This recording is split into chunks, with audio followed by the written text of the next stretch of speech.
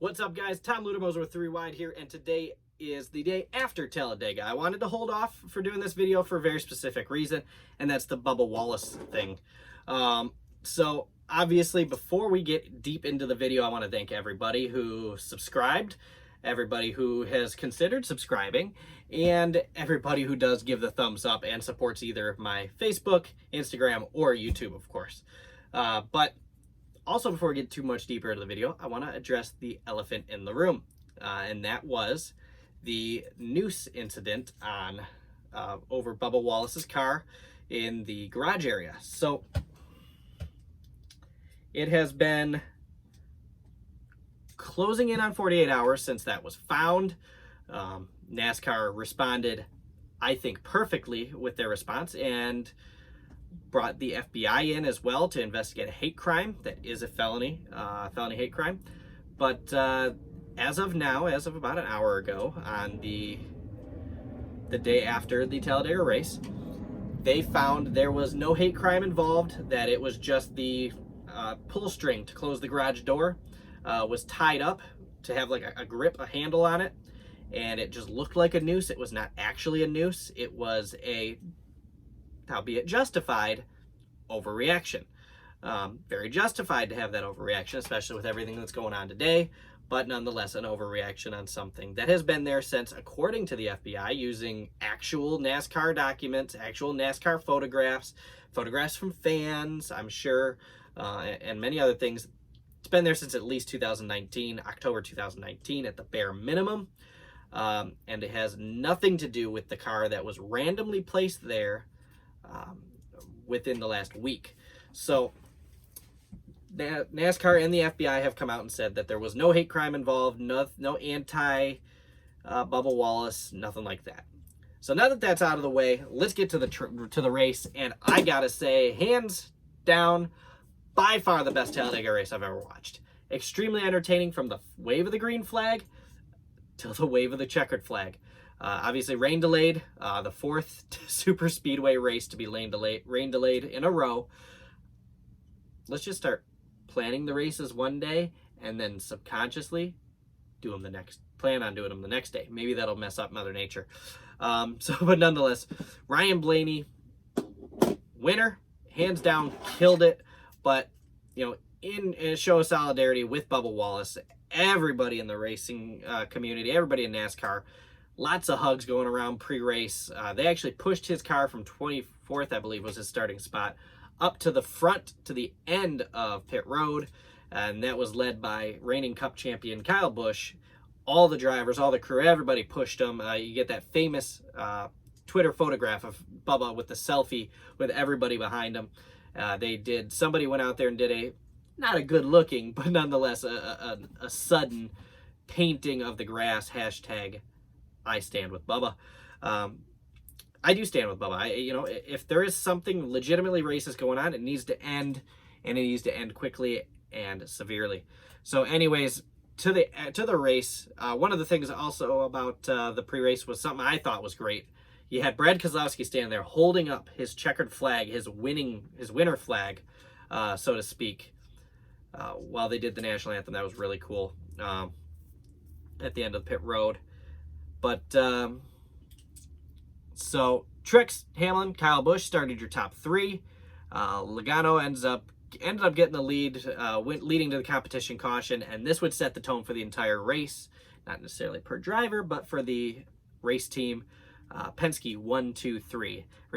Penske cars have won 7 out of the last 11 restrictor plate races, and 3 out of the last 9 came from Joey Logano. So, nonetheless, Roger Penske, I cannot talk. The Penske organization has done a phenomenal, stellar job at restrictor plates over the last few years, and they are untouchable. Kind of shades of DEI, Dale Earnhardt, Dale Jr. Now, if you pick someone to win a race at a restrictor plate track and you do not pick a Penske car, you're not good at gambling. I don't recommend it. Anyways, so Stenhouse ended up getting loose with 10 laps, and then but within 10 laps, he's back up to the front. That would set another tone for the race. Stenhouse, super, super strong. Blaney, super, super strong. Hamlin ended up getting into the wall. Had a front tire go down, had a right side tire go down, get into the wall, killed his race, ended up coming back with a decent finish. But nonetheless, I mean, this race was just really cool from the beginning to the end. Countless lead changes. At one time, I think they were at 37, and I finally just gave up counting. Really, really cool to see Tyler Reddick go out there and get the lead and end up winning stage 1. Really cool to see.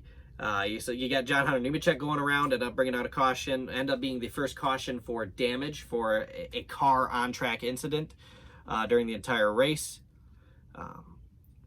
Caution debris, the 37 hit it eventually, just a little bit later.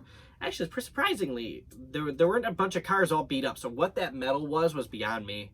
But it ends up not hurting that 37. He ended up with a good finish. And Ricky Stenhouse won stage 2, which was kind of not surprising, although he did race and drag raced Ryan Blaney to the end of that stage, and it was a lot of fun to watch. And then you start getting into stage 3 with 53 laps to go. Chase Elliott, obviously, most popular driver. Everybody's picked to win every week because, you know, just like Dale Earnhardt Jr., everybody thought he was going to win every week just because he was the popular guy. But he ended up going around collecting Austin Dillon. Tried to continue his run, just couldn't do it. The car was just too heavy damage. With 3 to go, Jimmy Johnson goes around off of Kevin Harvick's bumper. Kevin Harvick had a fantastic run right down the front stretch, passing the start-finish line. And that set the tone for the rest of the race. The rest of the race was just a hugely aggressive run. And the cool thing was 3 wide at the end at the line, 4 wide technically if you consider Eric Almirola being backwards going across the track 4 wide. Really, really, really entertaining finish. You did not know who was going to win until after they passed the checkered flag, because you had Jones with a huge head of steam. You had Almirola with a huge head of steam. You had Stenhouse. You had Blaney. And it was just a fantastic, entertaining race to watch. And in front of 5,000 screaming fans. Obviously not quite what Talladega is used to having, but nonetheless, glad to see those numbers starting to grow again.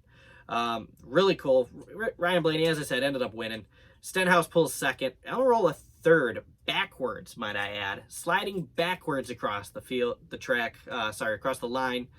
Ended up getting third. Then you had Denny Hamlin, who came back from his tire issue, obviously. And Eric Jones against the wall coming fourth. So very, very entertaining. Those are the big key characters at that line. Within that stretch coming around the tri-oval, down that last stretch, you didn't know who was going to win. 10 feet before the finish line, you didn't know who was going to win. 10 inches, you had no clue who was going to win. I thought Stenhouse.